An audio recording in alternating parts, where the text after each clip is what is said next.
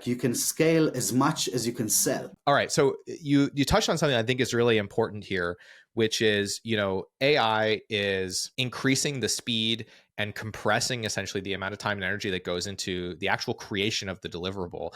And what that is placing an emphasis on is like the actual majority of the cost and the majority of the time, both in terms of absolute, but also like relative in terms of timeline.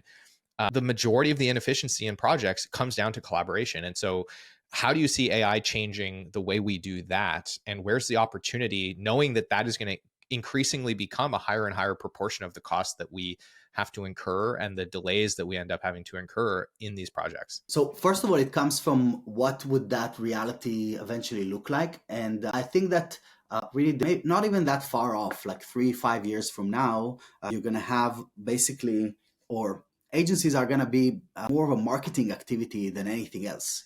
Now we're thinking about them as creatives, and you have all of these skill sets that you're bringing to the table, which are important for authority, especially if you're thinking about this from an agency owner perspective, which I assume is the majority of our listeners. From an agency owner perspective, if you're doing it right, you're not in the weeds anymore. You're orchestrating a team that are in the weeds, And so imagine that reality where you have no restrictions on staff, like you can scale as much as you can sell. And that is really maybe what is SaaS, if you think about this.